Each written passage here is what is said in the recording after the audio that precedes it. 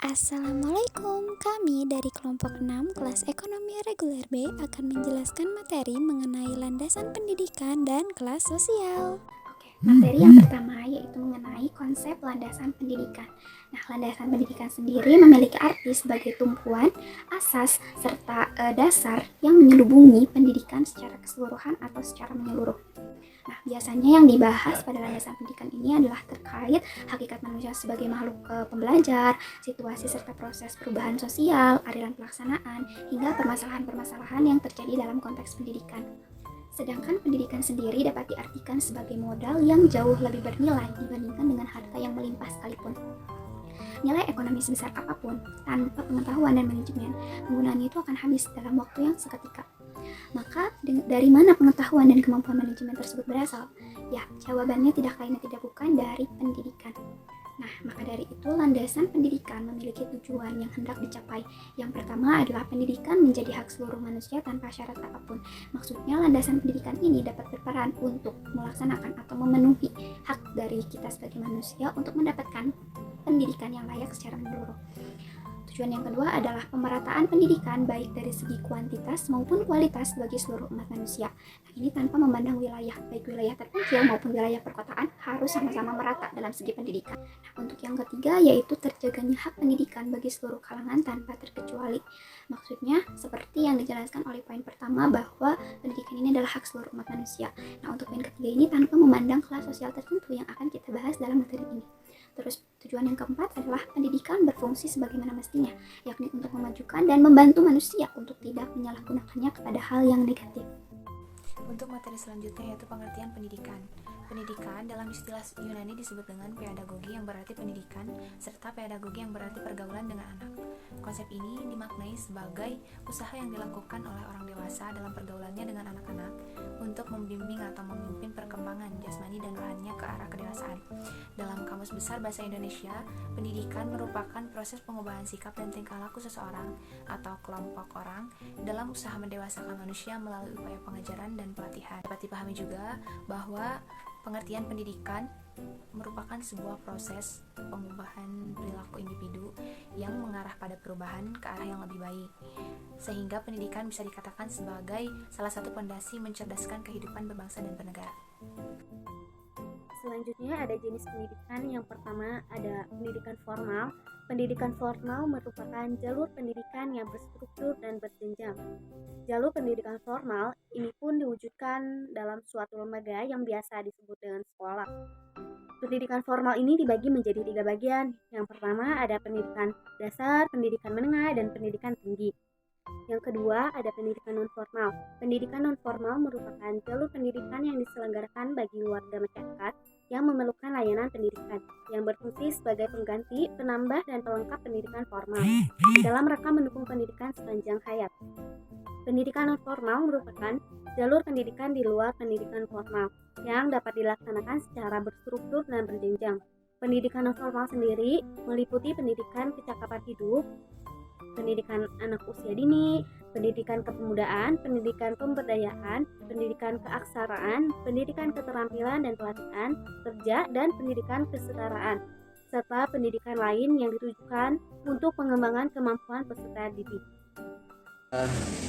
Baiklah, saya akan melanjutkan materi yang selanjutnya, yaitu dengan judul stratifikasi kelas sosial. Yang mana stratifikasi ini, atau dalam bahasa Inggris disebut dengan stratification, berasal dari kata strata dan juga stratum, yang mana memiliki arti yaitu lapisan. Karena itu stratifikasi sosial atau social stratification sering diterjemahkan dengan pelapisan masyarakat.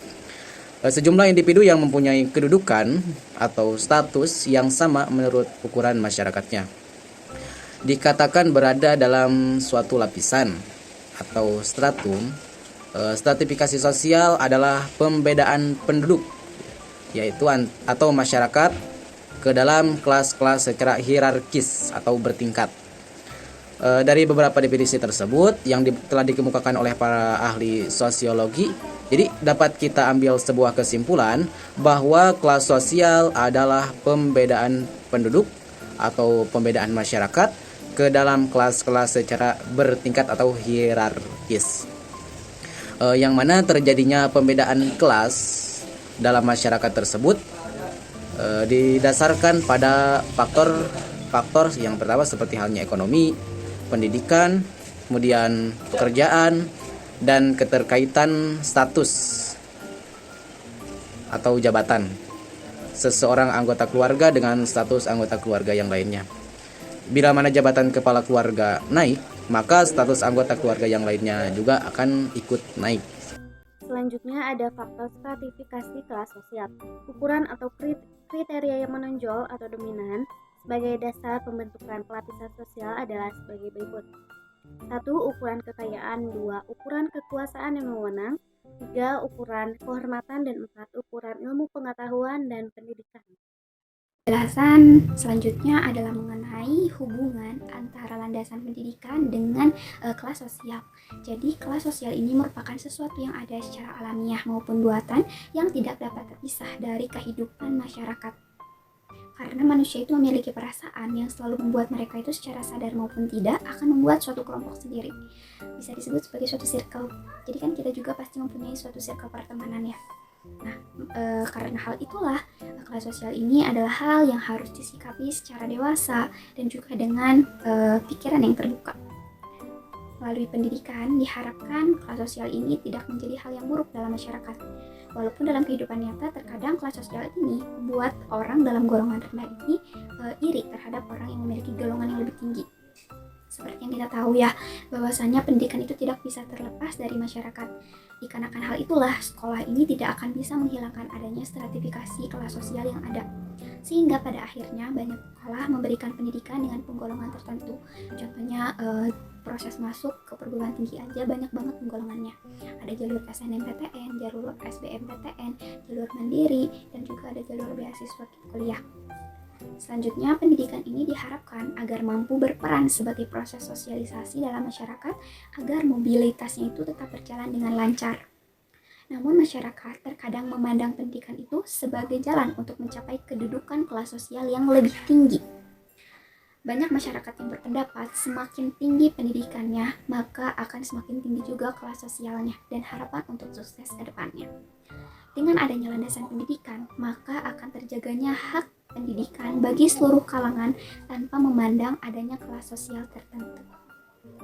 Oke, cukup sekian presentasi dari kami. Mohon maaf apabila masih banyak kekurangan dalam proses penyampaian materi. Semoga materi yang kami sampaikan dapat bermanfaat bagi kalian semua. Assalamualaikum warahmatullahi wabarakatuh.